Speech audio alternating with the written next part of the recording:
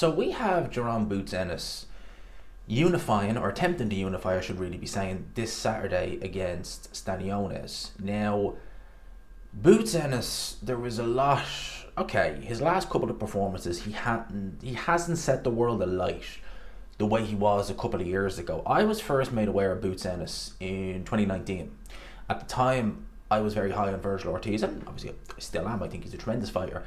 And one of my friends told me about Boots Ennis. I think he was 24-0 at the time. He might have been a bit. He was in around that, right? And he might have been under the radar. So I looked at him, and straight away I was like, oh my God, this kid is beyond talented. The athleticism, the power, everything. And throughout the course of his career, he'd always impressed me. His last couple of performances, he's not looked as per se impressive, but you still see a lot of the talent there. You certainly do. And a lot of people can speculate, and I think it's a fair assumption to make, that he's struggling at the weight. Now, you have to factor in that Boots Ennis is IBF champion. Now, the IBF are very strict, not just on mandatories, but also it used to be £10 rehydration clause. So I think it was the morning of the fight, we'll say 7-8 a.m. You couldn't weigh over £10. So if you're welterweight, 147 pounds, you cannot weigh any more than 157. They have changed that over the last couple of years. I believe it's now £12. So you have 159 pounds. You can work with an extra £2. I think for a lot of fighters, that's even £2 if you're cutting a lot of weight is a big thing.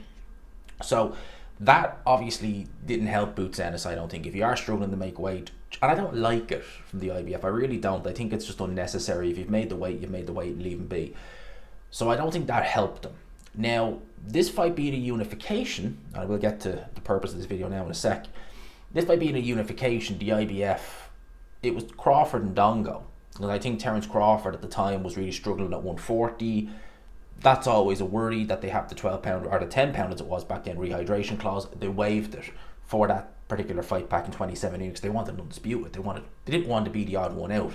And you've seen in the past fighters like Danny Jacobs against Triple G that he was like, no, I'm not weighing in for the IBF. I think he missed that weight, the £10 rehydration check weight. So it looked bad in big high profile fights when fighters were doing that. So they waived it for unifications. So that means Boots Ennis doesn't have to adhere to that this weekend, which I think will help him massively. But having said that, there's a photo that's doing the rounds. Now, I seen this morning, so this would have obviously come from last night, being Wednesday, of Boots Ennis with the IBF title posing.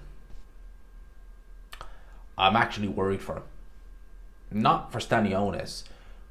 And there's no disrespect to Staniones, but for Boots' own health. I honestly, people, I'll even see it's very hard to get the picture up looking properly. I had to crop it out so much for the thumbnail because it's the angle it's taken at is a bit awkward.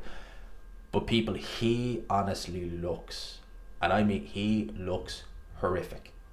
Honestly, man, he looks awful. And this is Wednesday. A part of me wonders, and I can only assume, maybe, I don't know, but maybe they're unaware of the IBF waiving the rehydration clause because honestly, he looks awful. He really, truly does. He's been a welterweight his entire career, and this is not like someone like a Triple G who I think really came to prominence in his early 30s or kind of mid to early 30s thereabouts. So he stayed at middleweight and only towards the very end went to super middleweight. You can understand that because at that age, the body's probably not going to grow much more, if any. So you can kind of be like, okay, fair enough. He's a middleweight. He's been primarily a middleweight. Fair enough. A fighter turning pro at welterweight in his early 20s, you would expect him by his late 20s, which I think Boots is in now, to have gone one, maybe two weight divisions up. It's not uncommon.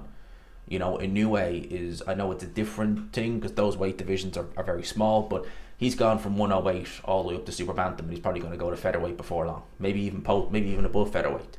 So I don't like what I'm seeing, and I don't want to sound disrespectful to Staniones, but I didn't give him much of a chance in this fight. And seeing how Boots Ennis looks, I guess this is kind of a preview and prediction of sorts. I didn't really plan on doing one, truth be told, until I seen this. People, I think Boots Ennis looked absolutely horrific, and this isn't even him on the scales. It's not even him on the scales. Now, some people would say maybe they'll do a ceremonial weigh-in, so they weigh in the morning, gives a bit more time to rehydrate. For his sake, I hope he does, but honestly, man, he is looking awful. like really, really bad. Really bad.